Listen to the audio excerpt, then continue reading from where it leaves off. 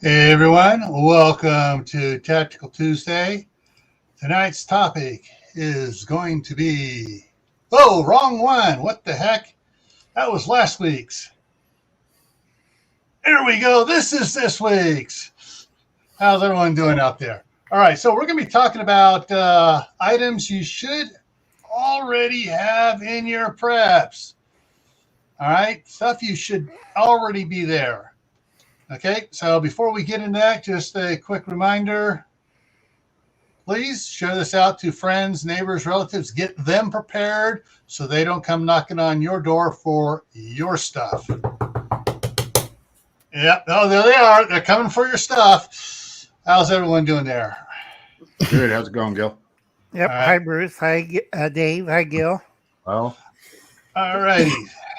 So those of you that are in here that were not in Dave's down there, SOP, Southern Ohio Prepping, his live stream, which just ended. You need, after this one's over, you need to go back and watch his because he had Doc Bones and Nurse Amy, and they were going over the 4th edition of their medical book. You want to show that, Dave? It's already in my hand. What are you talking about? There we go. The Survival Medicine Handbook. Hurry up, it's heavy. Help is not on the way. Oh, to comment on that? Let's see. What did I write down? Shoot. Looting across. Keep it to one sentence. Okay. Looting across Louisiana, concentrating in New Orleans. Was that through the medical? No, that was the news not reported on mass media. They're talking about horsewormer. Okay. All righty. So let's say hi to everybody that's in here. First one in was Carol of Fishes and Loaves Life, followed by CB at Huga Homestead, Gardner Josh, Kaylin Strain, Mary Beth Smith, Mouse Toes. Make sure I don't miss anybody. They're all talking, chit-chatting, going. All right, that's all the ones out there chit-chatting now. So I guess the rest of them are just hiding there in the wings and just waiting to see what we do here. All righty. So before we get on to this, Bruce, what did you think of that book that Doc Bones and Nurse Amy put out? that was awesome. From your medical standpoint. Exactly. And the thing is a lot of the times in the medical ones that I do, because I'm not allowed to teach people to do stuff like that. Only a doctor or a nurse is. Even though I can do it in a training environment where I'm an instructor and people are learning, and then they go on to a different environment where a doctor or a nurse is over them. I can't just teach somebody how to do a chest dart, which they were talking about. I'm sure he probably goes into the whippet stitch and mattress stitches and everything. Those are important to know, but I can't teach you that because I'm not an MD. So yeah. It's awesome information to have. And even somebody like me will benefit from a book like that, because even if you know it, the one time you need it and you forget it, you have a book you can flip right open. Okay, I'm good. Yeah, I really wanted to. I'm gonna get back in contact with him. I know she said she's not going to put it out on PDF because people stole it the last time and put it out. But what would be great is to have an app that has just the index in it, table of contents. That way you go, where is it? Oh, page 47. Oh, page 312. And you can go there quickly instead of, that is a friggin' long index. Well, you should have seen when we were working out on the ambulances, we had what were called protocols. And that was doctors signed off on, if this is the issue, then you can do this, this, this, and this. We would pop those out, and they had about 300 pages in them. So you either had to know where you were going in the protocol book, or if you didn't know it, it was bad. But, I mean, there were certain things that you would do all the time, cardiac arrest. Okay, we knew those inside out, forward, and backwards. It was the zoo ones, somebody had some kind of effect from some weird flower or something that you'd have, what the heck are they talking about? That's when you would need to get the protocols out. Yeah. All righty. So let's take a look at what the stuff I'm talking about here tonight. Let me get this up to the next page here. And the problem, and I was hoping that Tasha of Mama Bear Prepping was going to join us. I sent her the link to ask her to come up here. I think she's all watching the little one again tonight. Because she's been harping on this. Her video today harped on it a little bit. A couple days ago, she had a video, 50 things to get, before, last things to get before the internet goes down or for whatever goes down or whatever. And she said, several things, but always her number one thing she's harping on. And I agree with it because it's the number one place where all preppers fall short. Water. And someone might say, oh, hey, wait a minute, hang on. We got DIY Dark Matter in the house. Christy Betts is here. Texas Rob has joined us. And so... I'll be back in a minute. I got to put the kid to bed. Okay. And, but the problem is most people think, oh, I got plenty of water, or I got a creek out back, or I got, All right, how much water do you have stockpiled in, drinking water? That's all we're going to go on right now, just drinking water. How much, guys, do you really have stockpiled? And, I know I'm way short. I have a 330, a 275, 255s containers, and 55 gallon, 230 gallon, 330 gallon, and 275 gallon drinking water just for me, because I'm the only one up here right now. Right. When my wife comes up, I will be going out and I'm going to be buying several more of the 330 gallon IBC tote blue food grade ones. I got the place set up in the shop for it on the one wall. They'll just stack up and I'll plumb it all in. But but still, I have basically just drinking water, a 2-year supply. Okay, that's just drinking. That's no showers. I have to. That's not flushing the toilet, which means I'm going to be going out to the backhoe and digging a pit toilet. All that is just drinking water. But I do have, about 500 gallons of non-potable water, so I can flush for a little bit. I can wash my clothes, once in a while.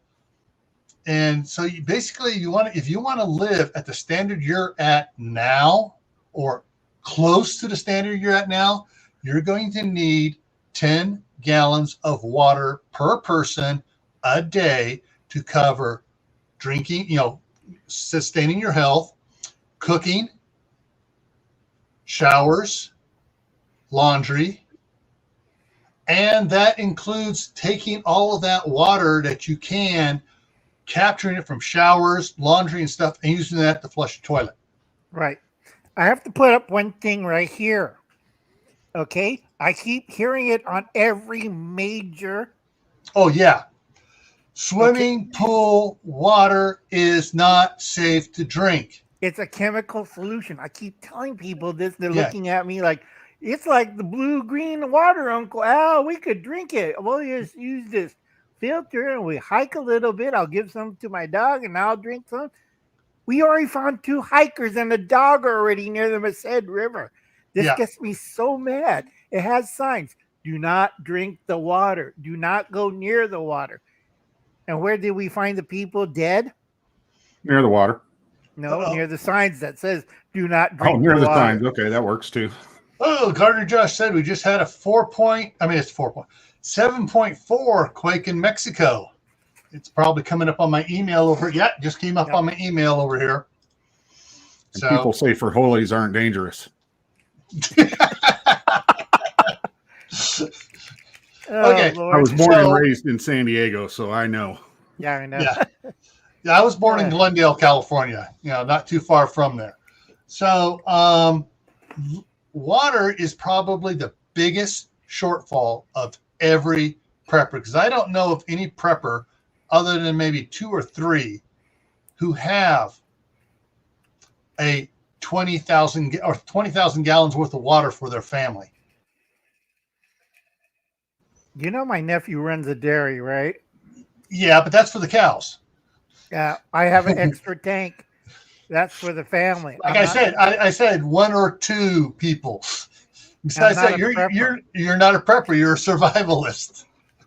All righty. I have a lake nearby too, so I'm hedging my bets. I don't trust nobody. Yeah. All right. So guys, out there, side chat, water. You say I don't have room. Well, you don't have to get the big containers. Just go check out Mama Bear Prepping. She's in an apartment and she has water stashed everywhere. She's got those water bricks stuck under the beds, stacked up in the sides in the closet. Yeah, those are the things, you just need to have water because, hey, if the water's only out for 2 weeks and you have enough water to last you, you're not going to be like everybody else, having to go down and pack 5 gallons of water back from the distribution point. All right, let's move on here. Food.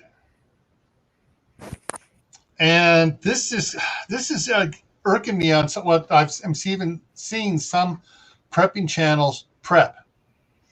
I saw the one guy, he had like 150 pounds of flour. He can't eat all that flour before it starts going bad. Flour does not last that long. Whole wheat lasts for decades. Right. Once you grind it up, it starts deteriorating. Right. Or you could eat it as a porridge. But here's the funny thing.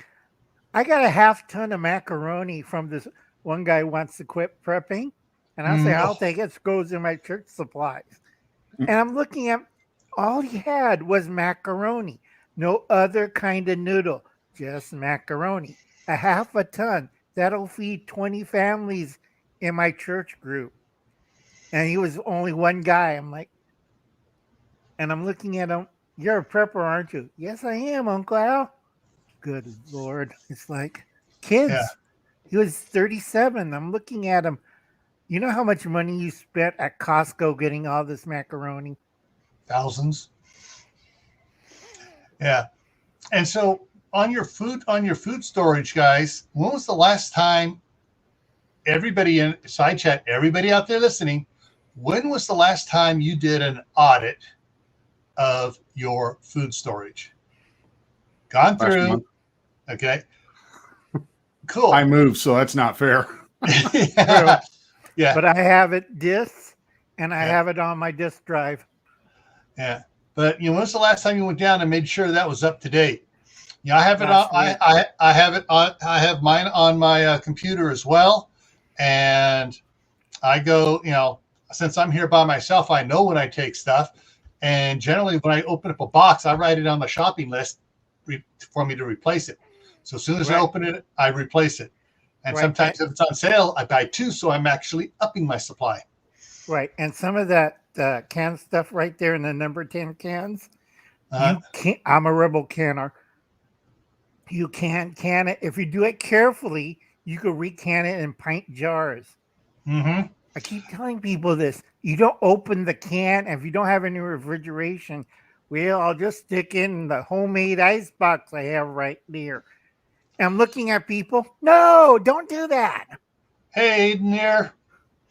All right. So, and one along that lines, if you don't own a freeze dryer, check around, see if someone in your area does, and offer to barter with them for the use of their freeze dryer. Like if you have a ton of pineapple tidbits in cans that's going to go bad, take them over there.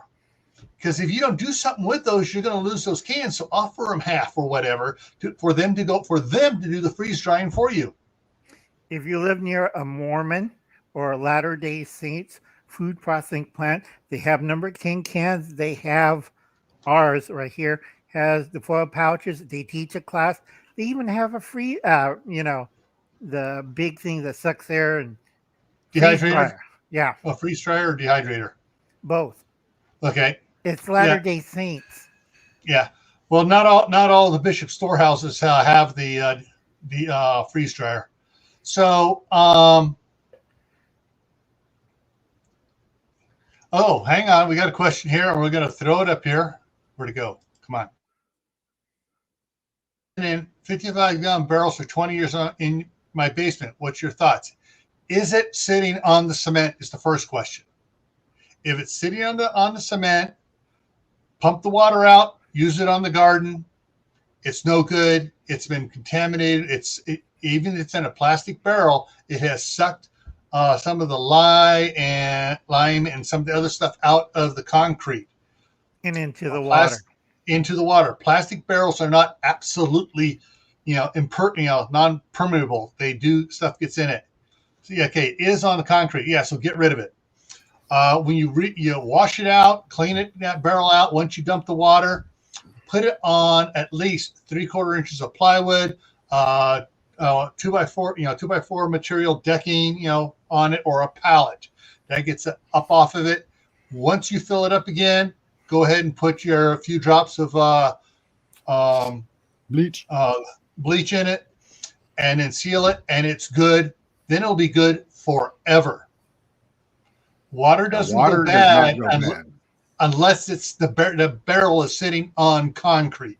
Yep. Now, if you can water, it's fine. I have glass jars. Yeah. I think 1984. Yeah. But the barrel itself, since he has the barrel already, just clean the barrel out, get it all clean, put it on a wooden pallet or a plastic pallet up off the ground by, whatever, a pallet, or at least 3/4 inch plywood. I prefer, laying out a bunch of 2x4s with a piece of plywood on top of that. Gives you more space. But if you need to move it around, put it on a heavy duty dolly. You know what I'm talking about, Gil. We use their they have the special. You can buy heavy duty casters as well. You can go to Lowe's and buy a heavy duty caster for like $2 a piece. Yeah, and you can build yourself one. Yeah, and you want to use at least six of those casters so it has good support and doesn't break on you. Best way to drain it, okay? Best way to drain it. Shoot it. Go to. He's going to try and use it again, Gil.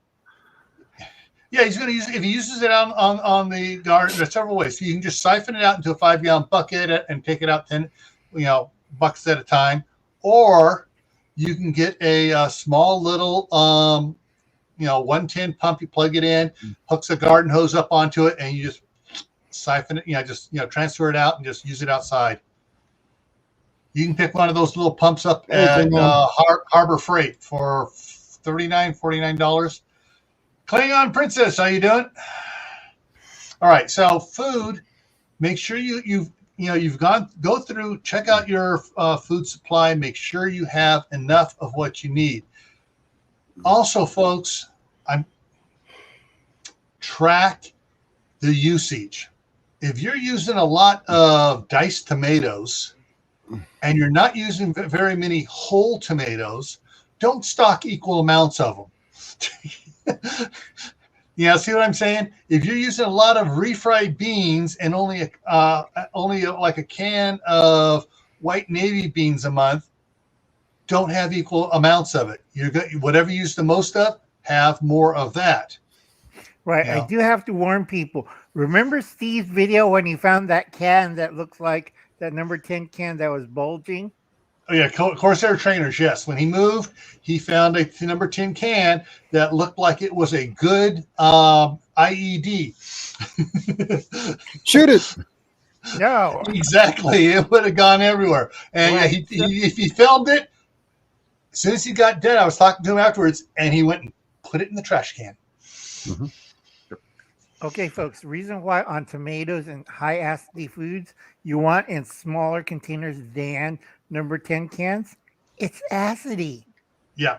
And if you do buy it, like that, if you look in the background here, see where the cursor is moving, the Hunt's Tomatoes sauce and the Constantina pasta sauces and stuff, those are probably going to go bad before they use them.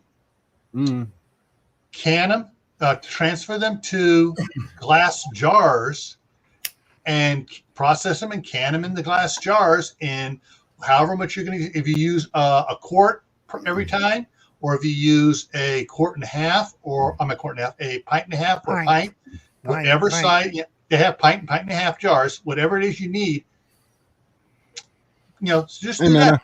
Put it in one of those. That way, it works good to you just pop one open for a meal. All right. Not Man, water as good as bath. an It has to old be meat. pressure. It's got to be pressure. Got to be pressure canned. Pressure canning is not that hard. Check, Wide Family Farm. Courtney here. She's been doing pressure canning, and she's really getting into it. It's not that scary. Go check out. Go watch Mouse Toes. Yeah, Mouse Toes too, and Rebel Canners was on a live with Courtney, helping her out. So, yeah. And of course, you got Tasha and Mouse on their lives on Wednesday evenings. Yeah, that's Prep For It and Mouse Toes. Alrighty, so next item. Guys, do you have enough light?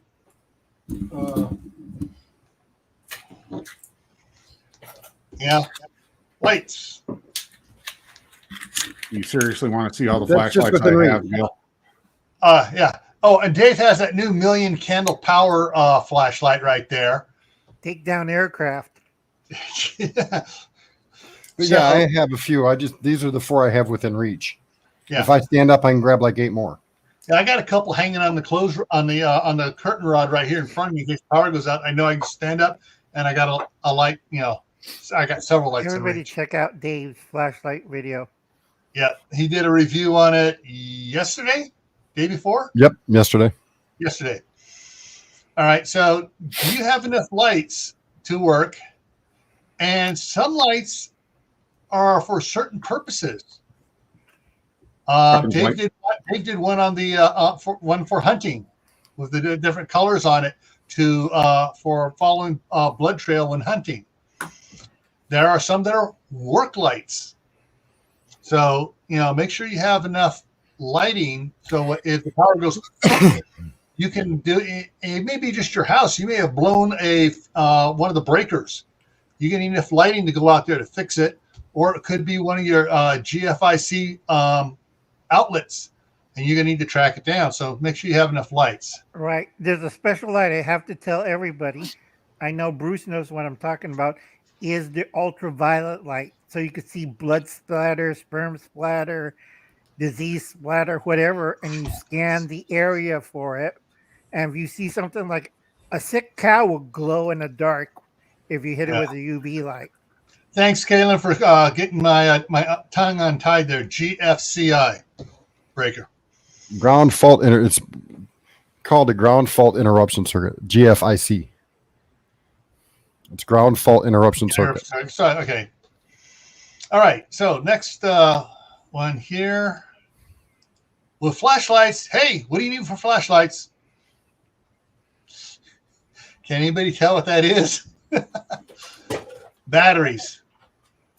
All right. And you got to also make sure what sort of batteries you want to have. Are you just going to use the Duracell / Kirkland brand? Because Duracell makes Costco's Kirkland brand. Are you going to have the rechargeables?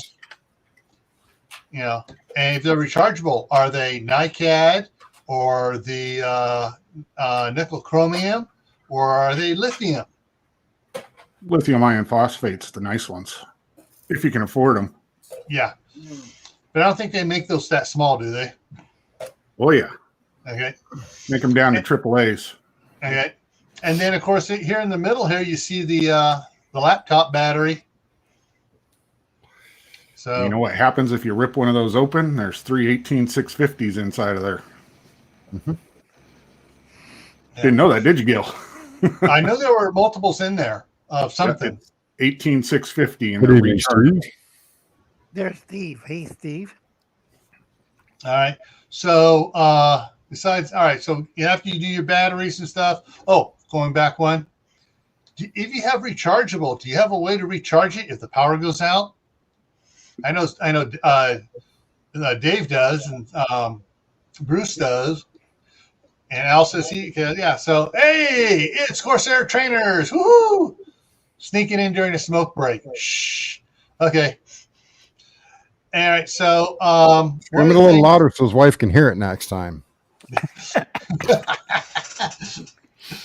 So make sure you have some way of charging your batteries if the power goes out. All right, so over here. I don't know how many follow. Hey, Garden State Gardener. How many follow Anthony at Palmetto Prepared? Palmetto Prepared. Yeah, I froze. Was it last year? He had a tree fall down and poke a hole in his roof. Fortunately, his wasn't that. He was able to get out there, get a chainsaw, and get it, up and tarp it off. But if you lose your roof and your house is just getting everything wet, do you have camping gear?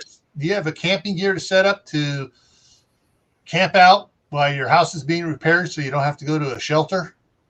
Or if you need to evacuate, if you're got to evacuate to a shelter and you have tents set up in that 10 by 10 area they give each little family, you can set up a tent in there and keep all your stuff in there. Is that actually a Palmetto Prepared backpack? Huh? If it is, he has Crocs on the bottom. He needs to be demarined. I'm going to make a statement about that bag system that they've got sitting right there. For one, all that won't fit in that bag. Right. 2, the average person, keyword is average here, should never carry more than 20% of their body weight in a bag on their back. Yeah. 25% if the bag is a framed backpack, be it an internal or external frame. That's why in the military they use external frame backpacks and they make us carry 80 freaking pounds. I was just going to say, why didn't you tell them that in basic, Dave? Okay, yeah, well, they didn't listen. Right. Does anybody notice something weird about this photo? What's in the middle? What's in the middle? Let's see. I see Gorilla Glue, Walther's Original Caramel Chews. I see a flag. What country? I'm not sure, but I know it's over. I know it's a Mideastern. Middle Eastern, yeah. Yeah, crescent moon's like first aid in the Middle East, so. Right. I can't even think of what that country is. I've probably been through there at one point. Yeah.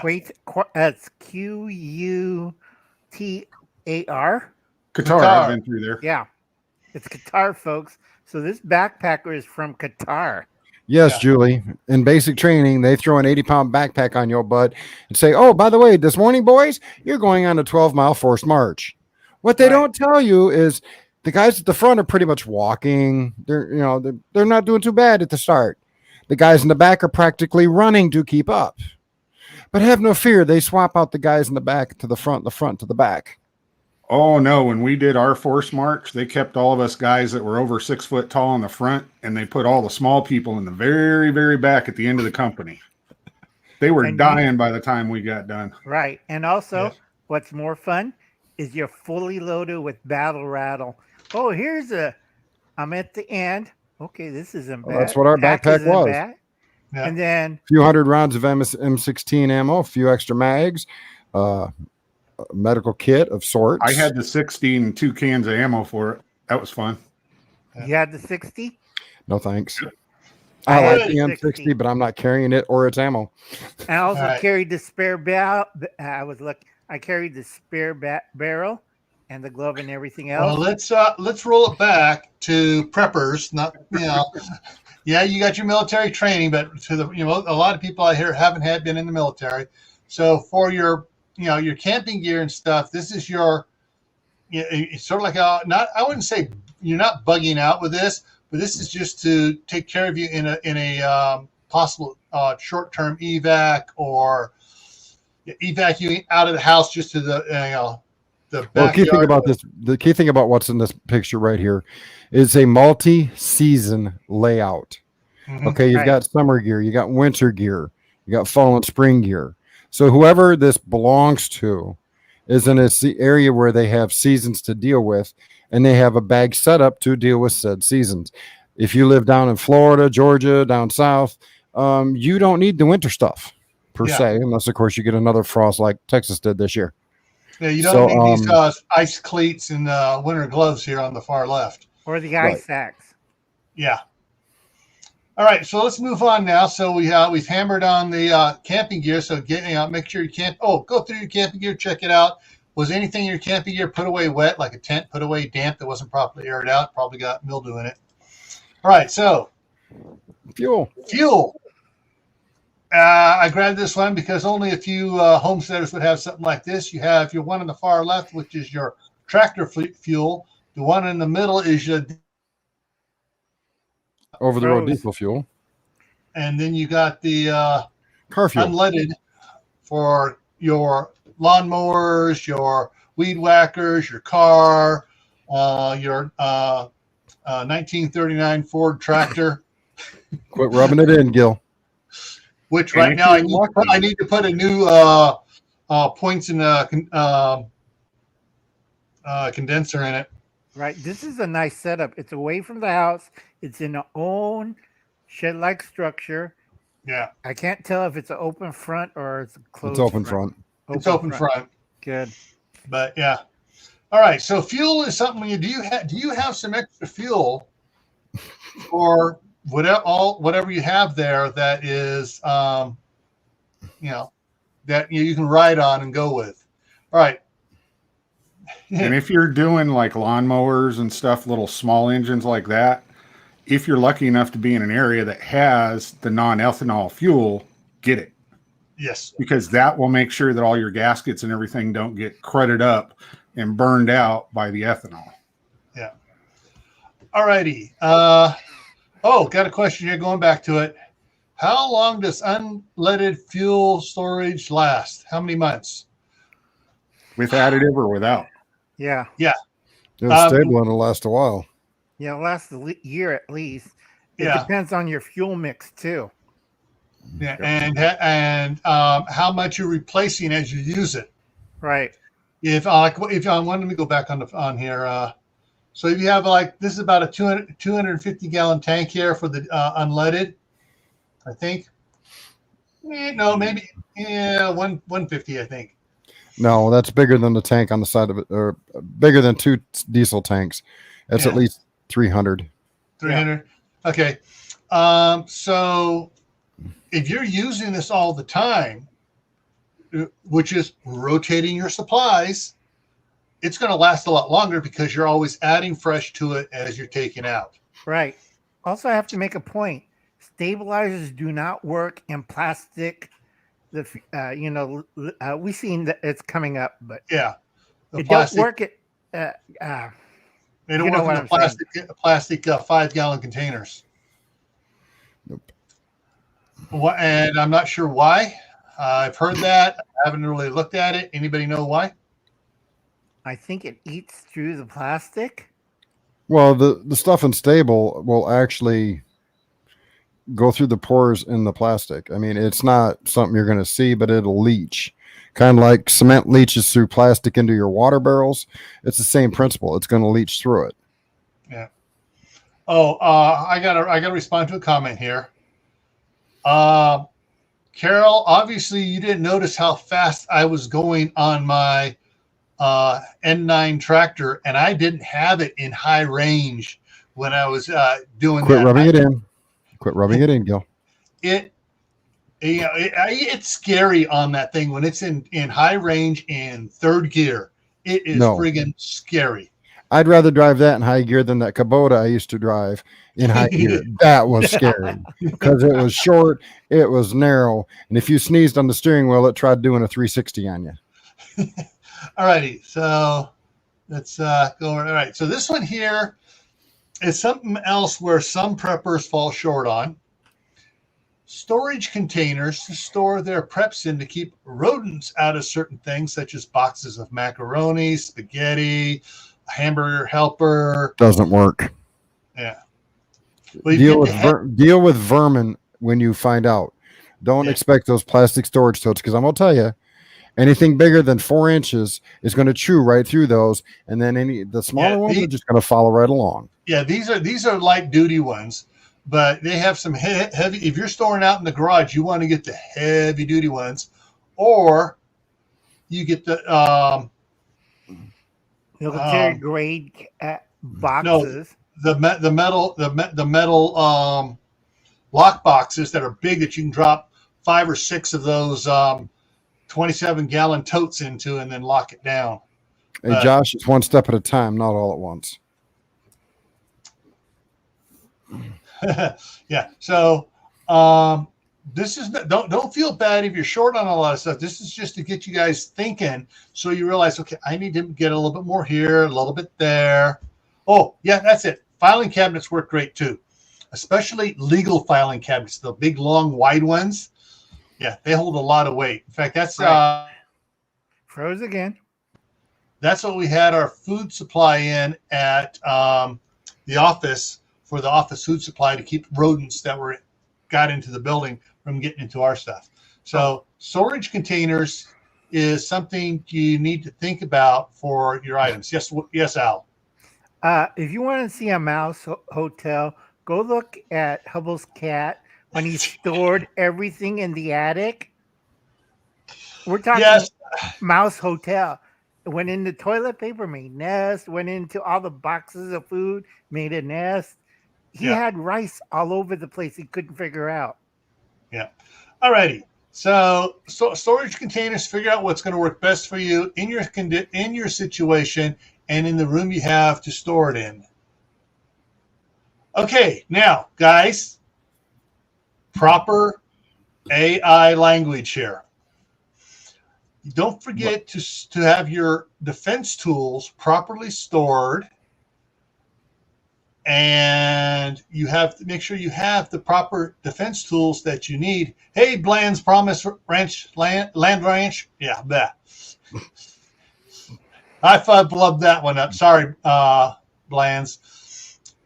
Can I answer something real quick for Mary Beth? Sure.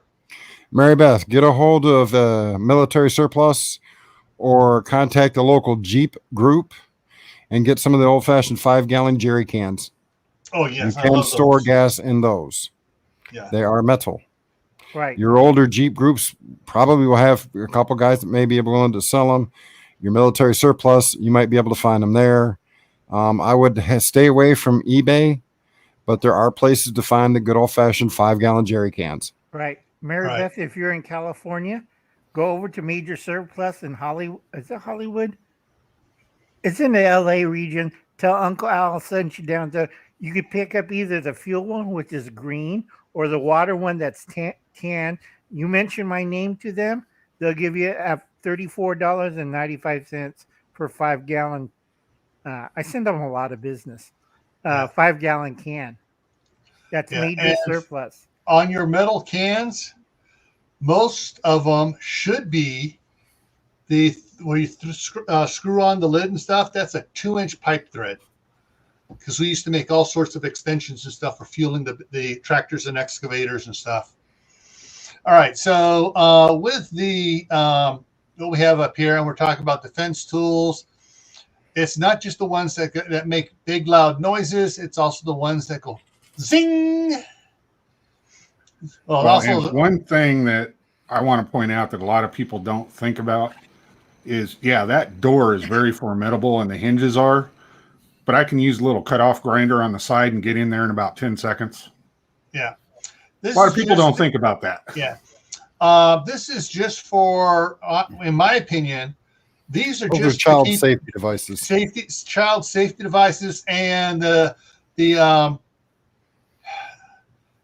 crackhead that just happens to break into your house trying to get something to steal to get his next fix. Oh, I feel sorry for him.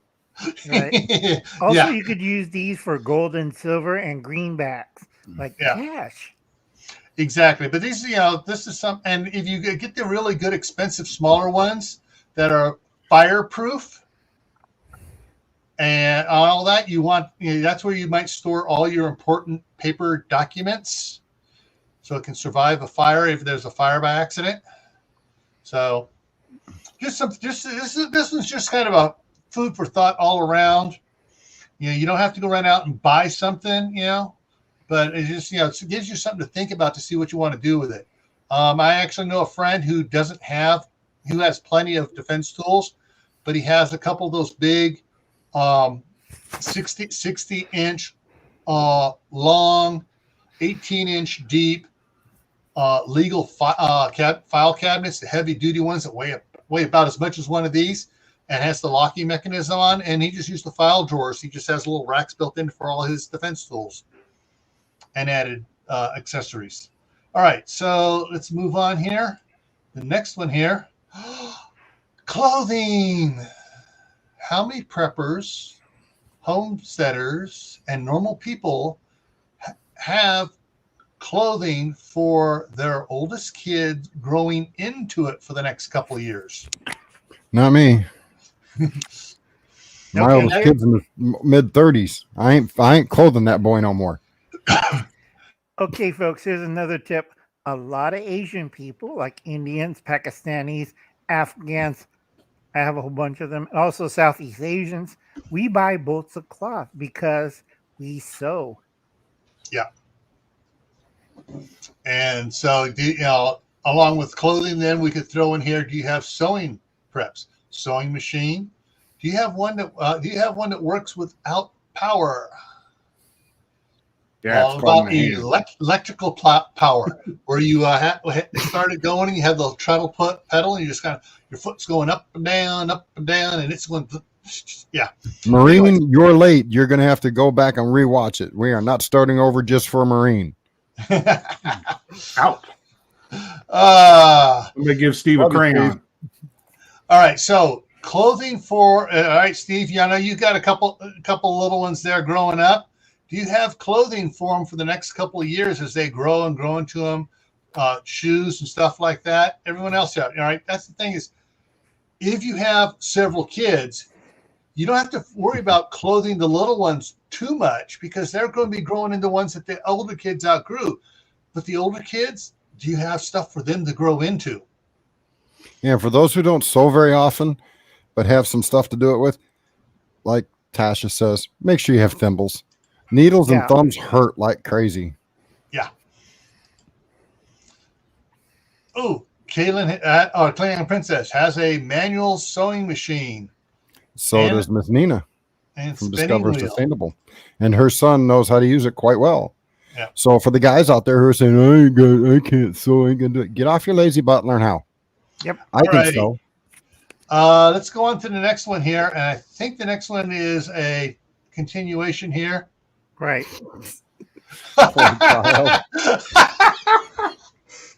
Well, that's a lot better than 70s clothes or 60s clothes or 50s clothes.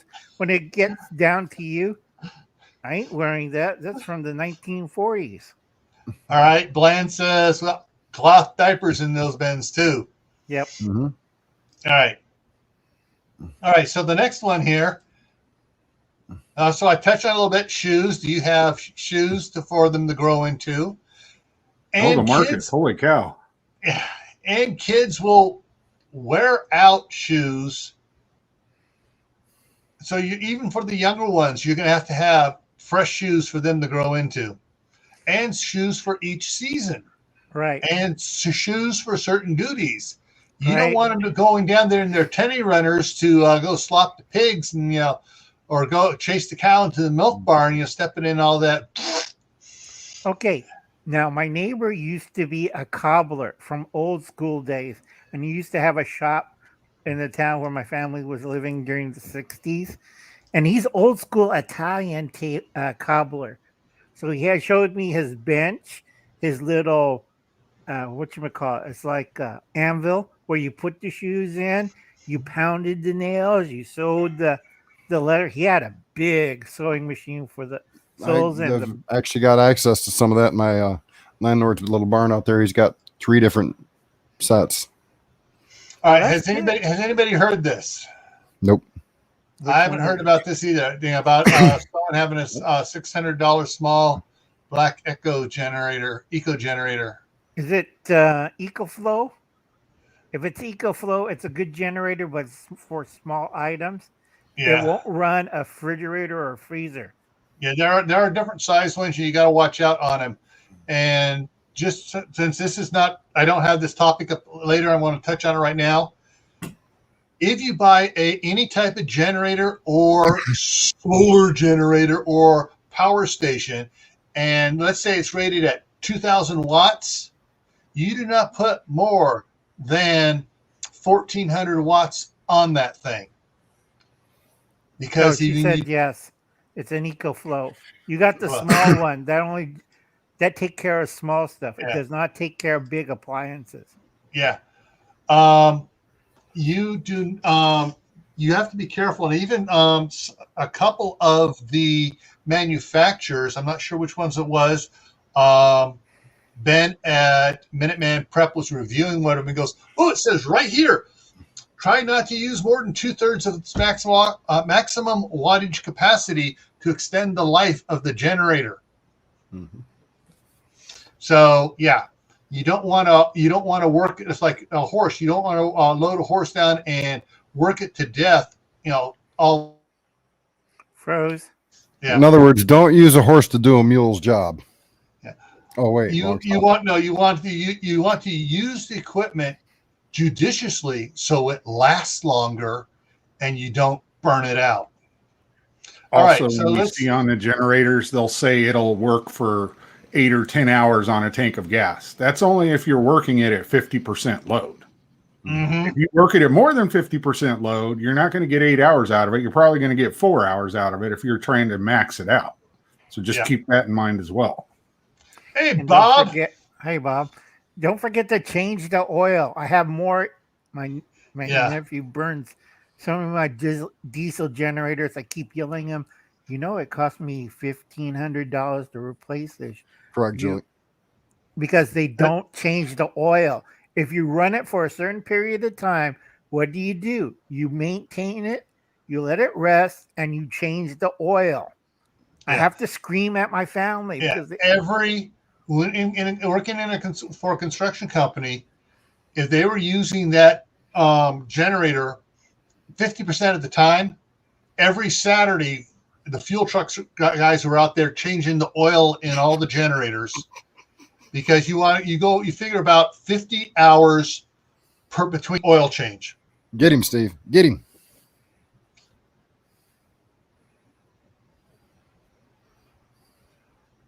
Well, actually, Steve, yes, I know I gave you crap on Monday about it. I thought I would see what it's like to be a Marine and have it on slow mode. Oh. Come over here, Steve. I'll pull that knife out of your back. Hold on a second. Actually, I tease Steve. I almost, if my mother had signed the paperwork when I was 17 for early enlistment, I would have been in the Marines. I aced the battery aptitude test, and I want to be in the Marines so bad, but she wouldn't do it. Okay, Carol, when you try to change cooking oil into biofuel, you have to know what you're doing. It's a long process. There are special what are called crackers. Right. As in cracking some, breaking down the molecules and stuff, and it's a contraption set up.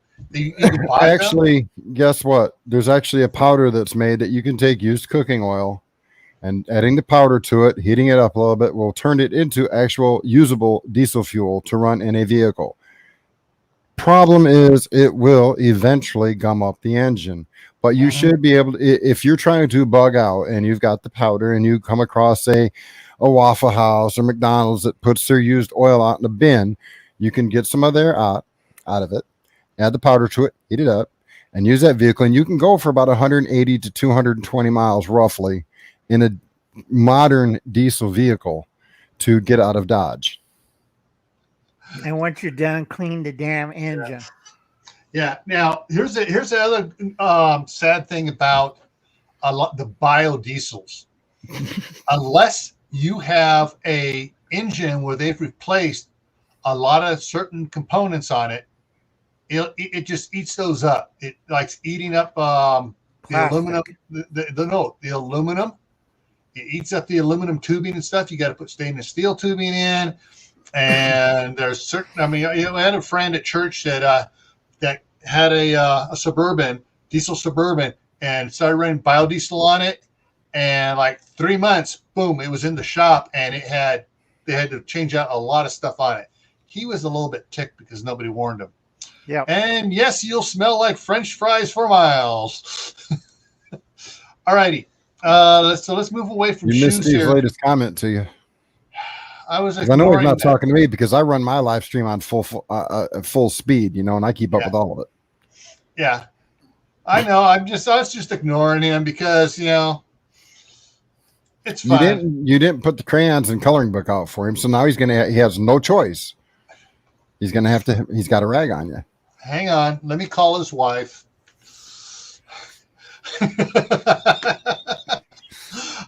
All righty. Now here's some place where I've seen some preppers fall short. They get all the supplies, they go out and buy all this stuff, they get nice containers and stuff, but they don't have any shelving units, or they put shelving units in the wrong spot. All right, so first of all, I picked this picture for two reasons. One, because I just had a couple shelving units, and two, there is a major flipping mistake on here as far as prepping in private. There's nothing covering that window. Yeah, that window. That may be a side window, but I'm looking here at it, and I can see a tree out there, and it looks like a neighbor's house. So this looks like it's a corner lot. And for one thing, if it's somebody looking to purloin what you currently own, and for those who don't know what purloin means, that means steal. They're going to be looking through that door in the first place because that looks like a easy access to the main part of the house. Because you may lock your garage door, but most people don't lock the inside door.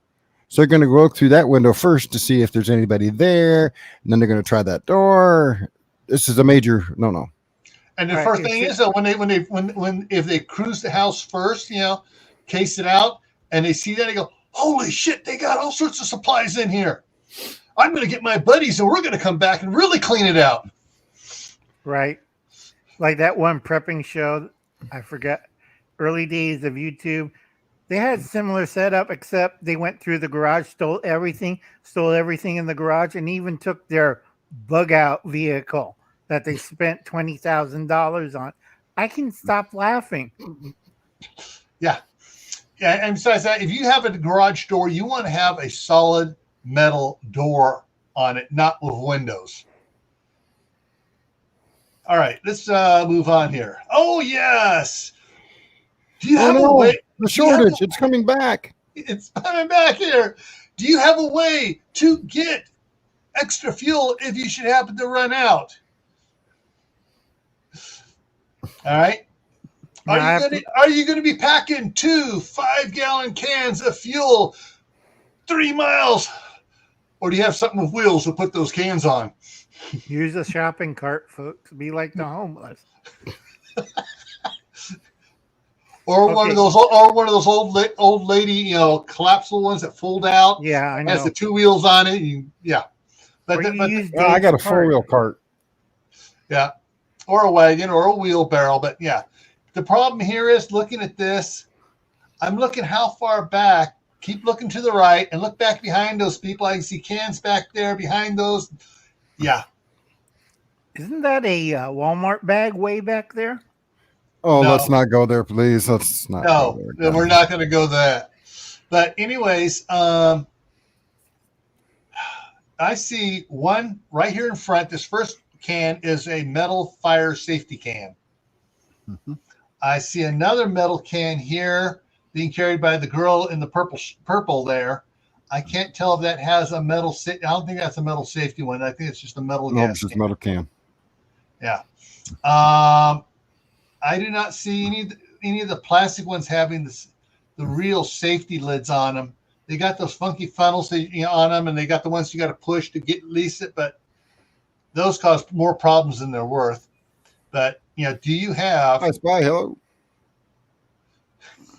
It's Gardner John. I spy.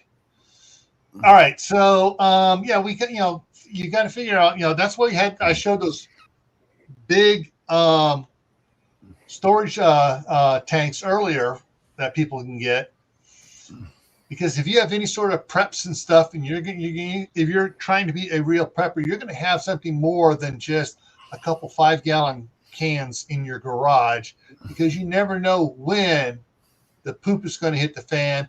And it could happen. These guys could be up there trying to get gas, and the pump's not working. All of a sudden, the electricity goes out. Well, see, that's why most true preppers try to eventually pick up something that runs, that's an old-fashioned, say early 70s, mid 70s diesel, because it doesn't take much in one of those to actually run cooking oil, even moderately refined, through it to get down the highway. Again, it's not ideal, but it can be done. You don't want to try and do it in your 2015 Excursion diesel because it won't run unless it's highly refined. Right. But you get something like an old Suburban or something like that that's old, it's diesel, you can pretty much get away with it. Or one of those old Deuce and a Halfs you can pick up for $8,000 in military surplus. And if that's you're near, more ideal.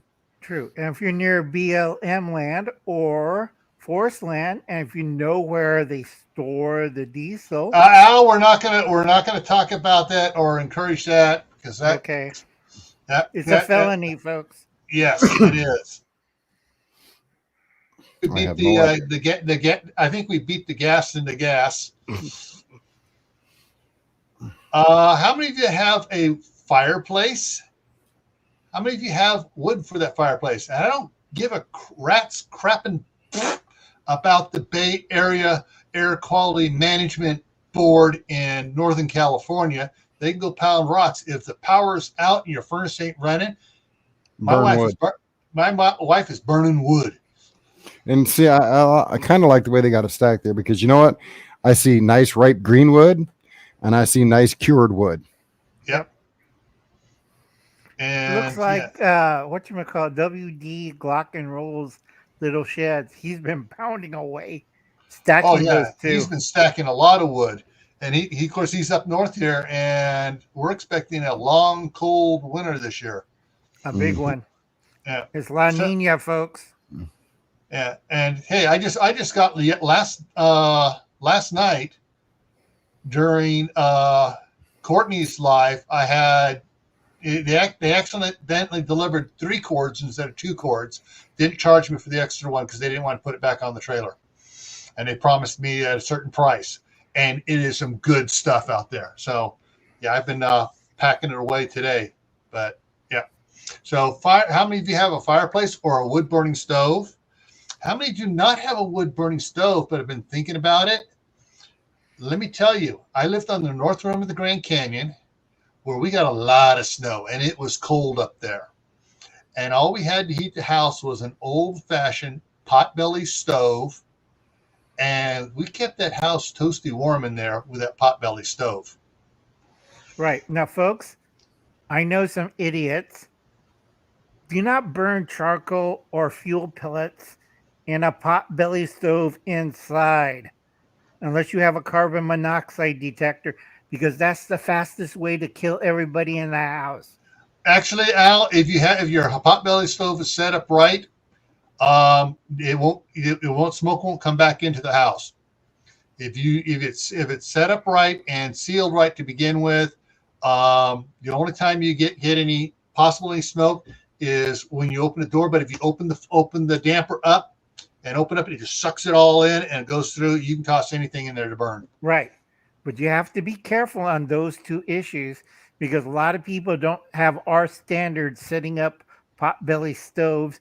And it's like, I seen the guy put it through a window with plywood and stuff. I'm like, are you trying to burn the house down? It's like, Lord. Okay, you have to set it up right, folks. Yeah. And if you buy the potbelly stove from a store, have their people come out and do the install. That way, anything goes wrong, they are liable for the damage. You can sue them for killing your family. All right, rain gear. How many have rain gear for enough? We're getting tongue tied here. Do you have enough rain gear to cover all of your family twice? Because I got a 20-foot, 20 by 10-foot tarp. That'll do it. Because if you're out there working, if you're having to trim a tree that fell down in the rain or a storm or whatever else, I guarantee you one of those branches is going to whip back and it's going to rip your raincoat. And if you have one of those little pocket ponchos, Those are just for sitting somewhere silently to cover you while it rains. Those pocket ponchos ain't worth nothing but just something to sit under, and that's it. That's basically it, folks.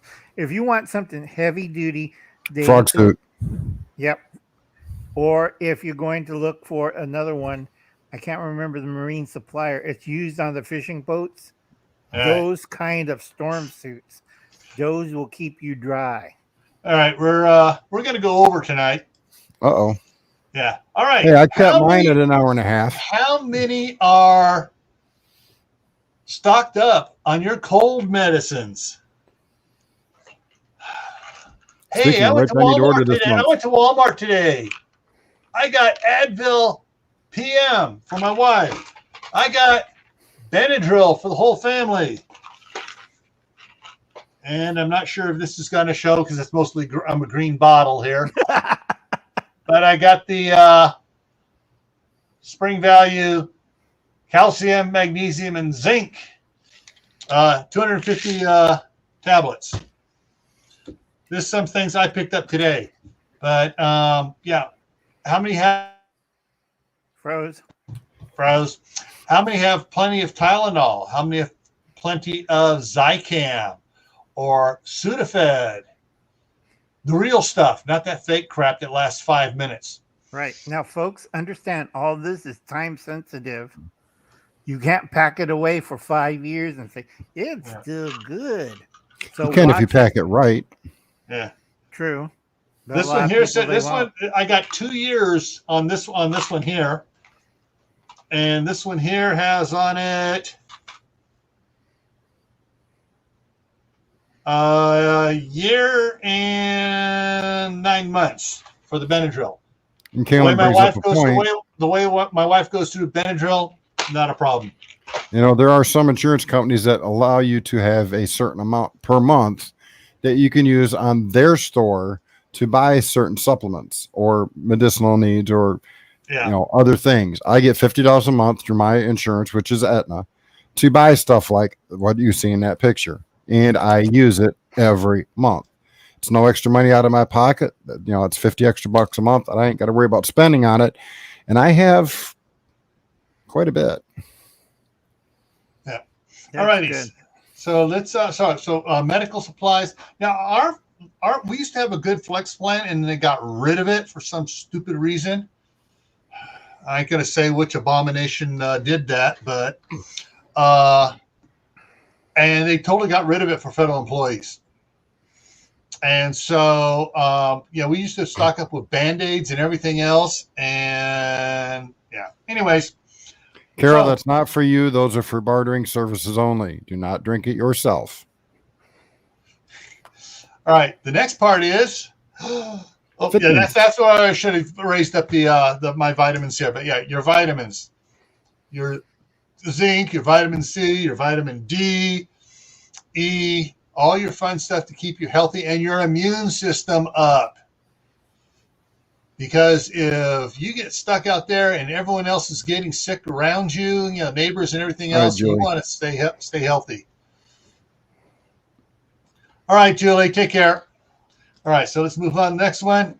We're coming into heavy winter. How many of you have proper winter clothing for everyone in the family? I have a summer balaclava. I have a winter balaclava.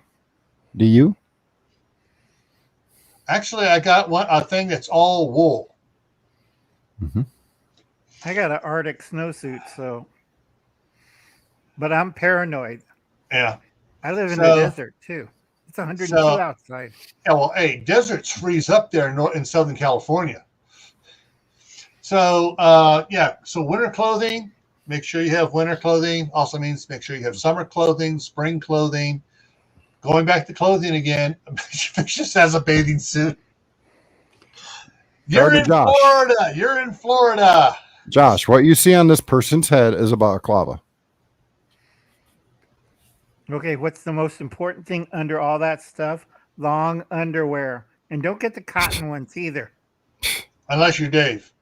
If you need to wear long underwear in the winter, you need to move south. I'm sorry. I did. I have never, not once in my life, worn long underwear in the wintertime. As much as my parents and my foster homes tried to get me to where I sweat too much.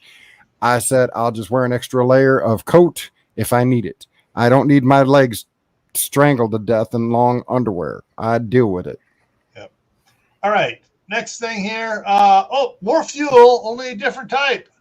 How many have a supply of propane for whatever you need, whether it's a little camp stove, whether it's a lantern, propane lantern, or whatever it is? How many do you have extra?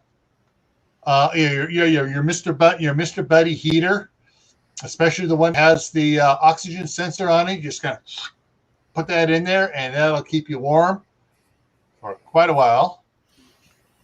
So make sure these things here are pretty good. I do not worry about storing brand new ones in the house. But the big one in the background, I don't store that in the house. But the little ones, brand new ones, yeah, I'll store 2 or 3 of them in the house. All right, Suburban, take care. But Suburban Hillbilly, all right, take care. All right, so propane. Hey, along the same lines, we got propane lighters, butane lighters, froze again. Zippo lighters with a fluid here, matches. I like here in the middle, Zippo Typhoon matches. And Uncle Al has his lighters. I'm actually thinking about buying this pack of Cricket here, or Clipper. The Clipper ones here. These are refillable butane lighters. And so I wouldn't buy them. I wouldn't. Okay. Having used lighters most of my life, unfortunately for the wrong reasons, those don't last. About the second or third time you go to refill them, the seals are wore out and they leak and they're worthless. Mm-hmm. I would, if you're going to invest in long term, buy yourself a couple Zippos and some Zippo fluid, and get yourself a plasma lighter that you can recharge. Yeah, Zippo stay away from plastic lighters. Period. Okay. Hey, did Dustin ever do the plastic? I don't know. I didn't catch it if he did. I think he did, but I have to tell people Zippo makes a plasma insert for the old Zippo. They also have a butane gas insert refillable. For the Zippo.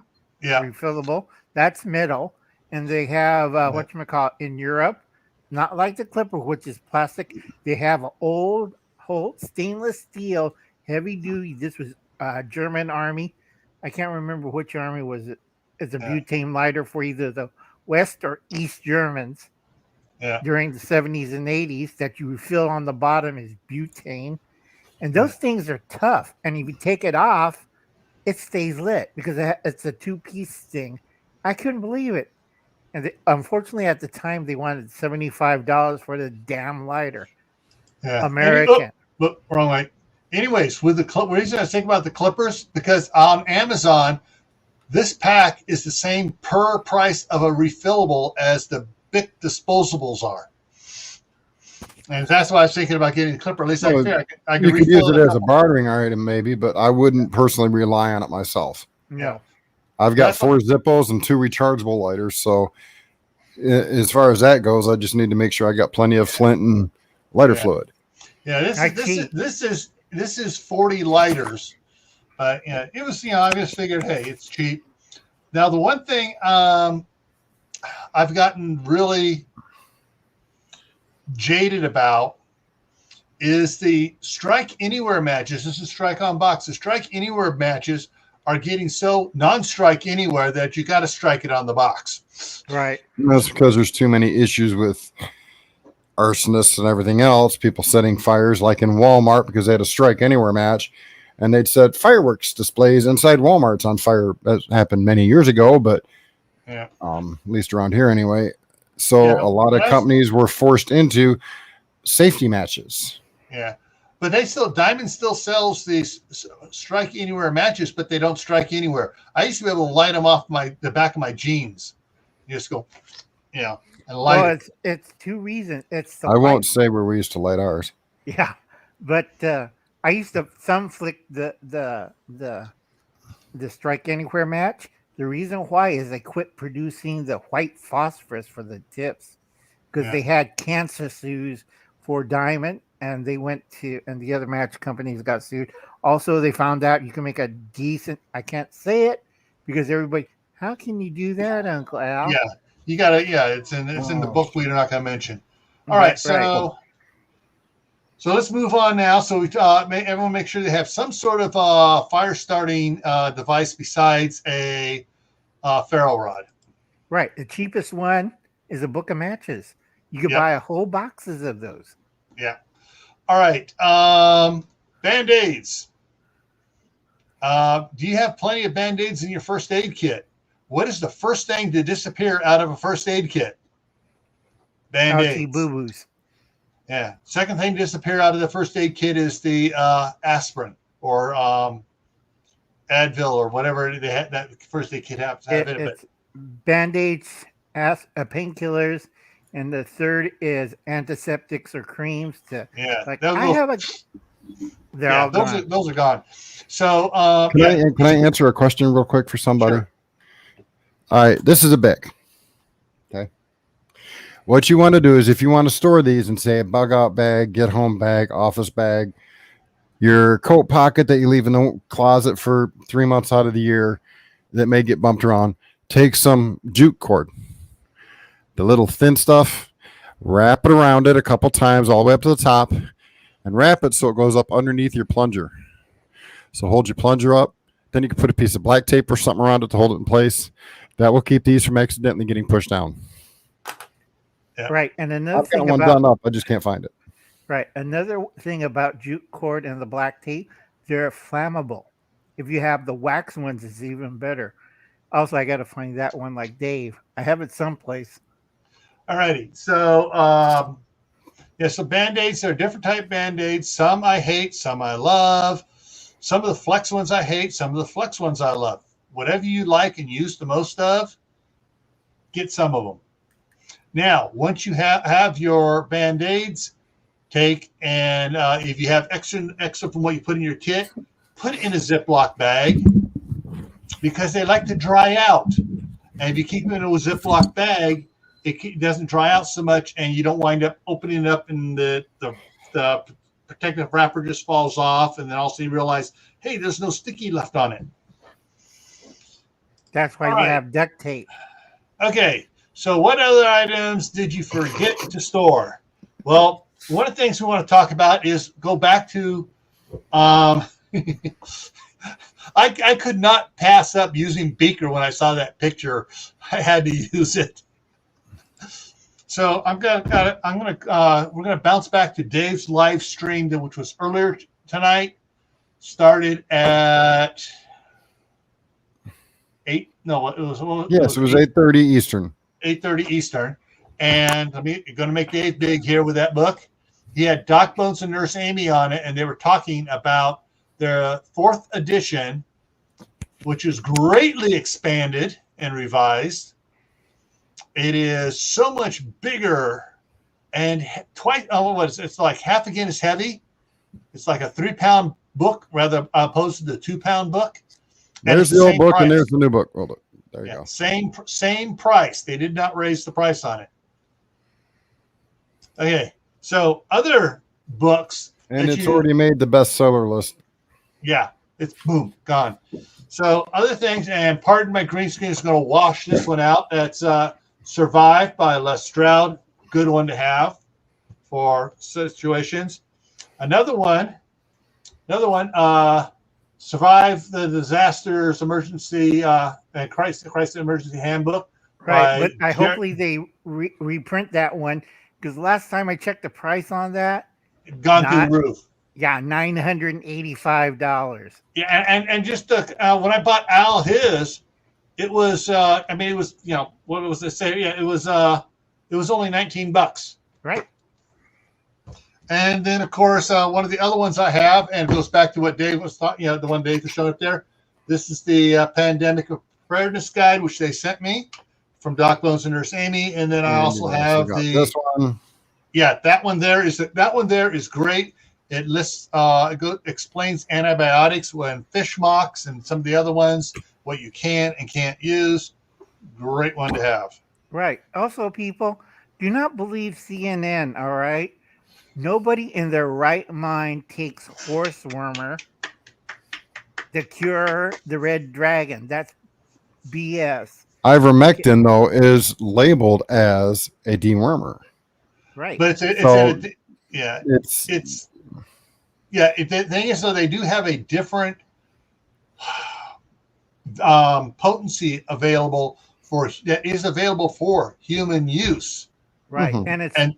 And that's the one that you can take under Yeah, doctor's care. Don't go to your local farm and fleet and get ivermectin.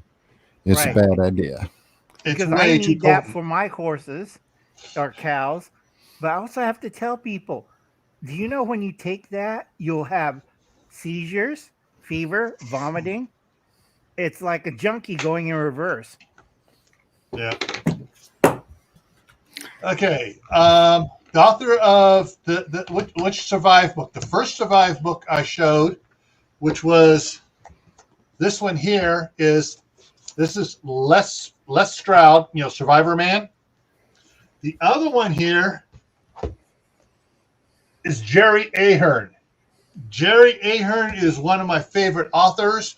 I started following Jerry Ahern back in '86 when I was going through the police academy.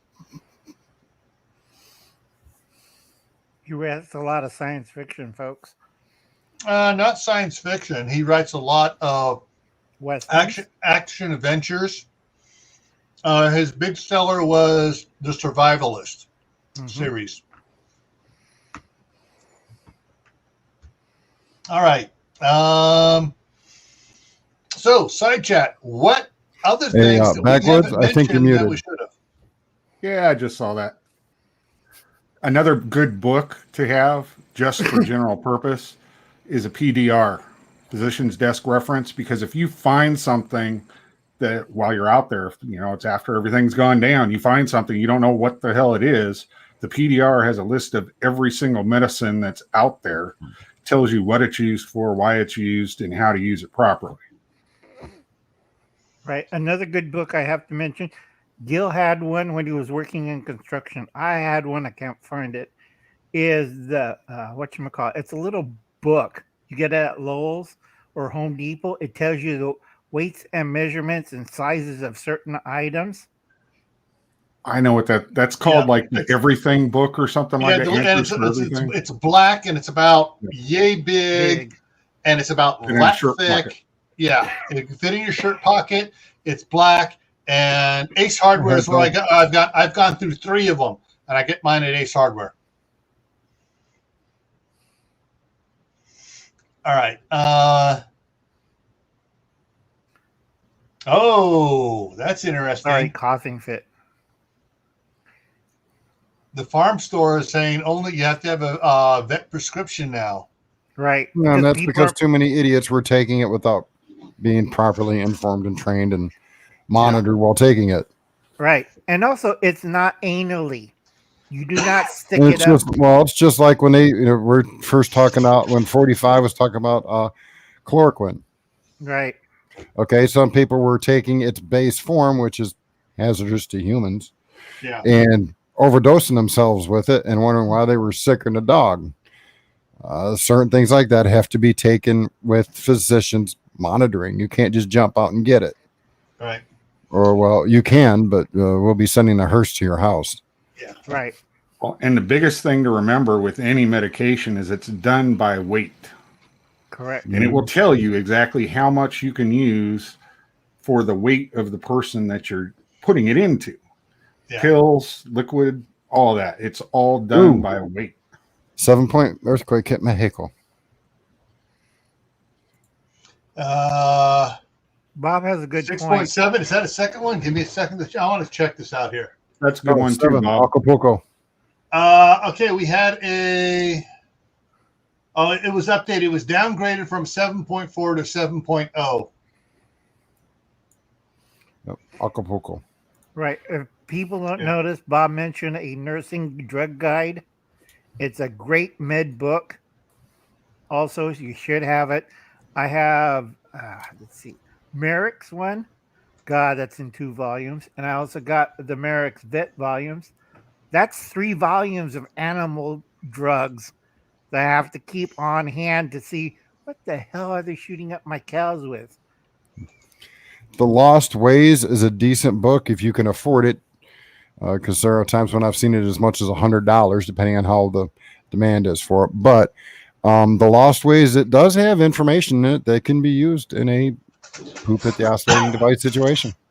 Right. Also, it has some bad information in it too. Well, it tells you how to make things like pemmican, hardtack, ghee, stuff like that.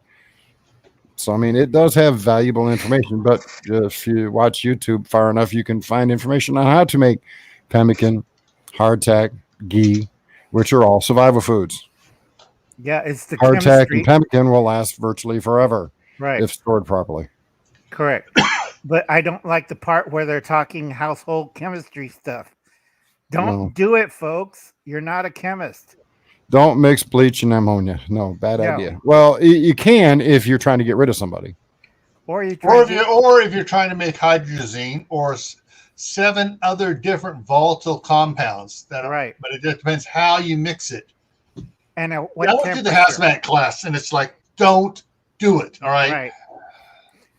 This gives me a headache because we have some crackhead or meth head.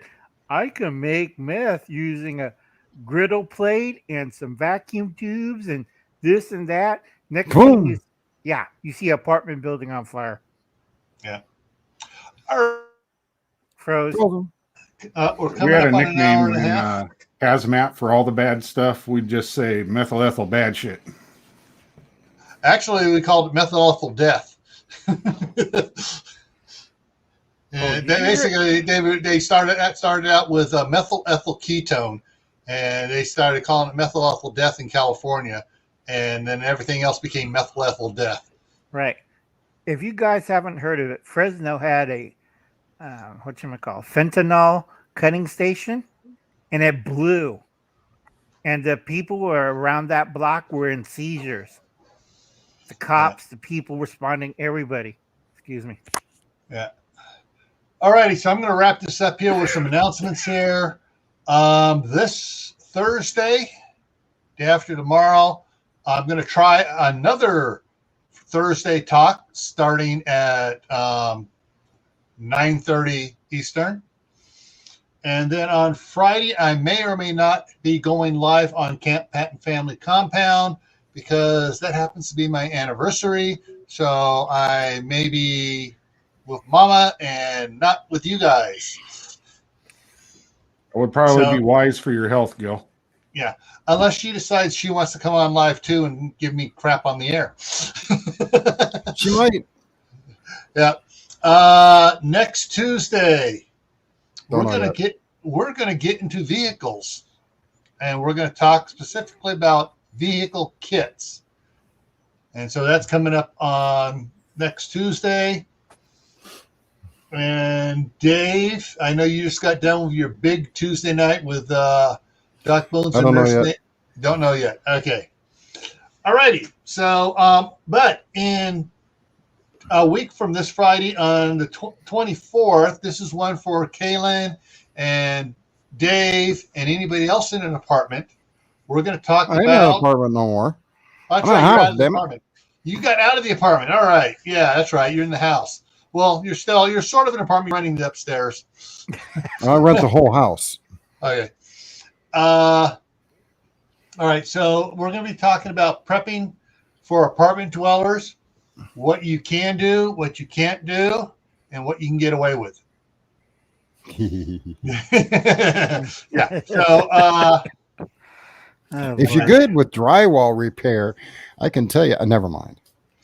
All right. Let me.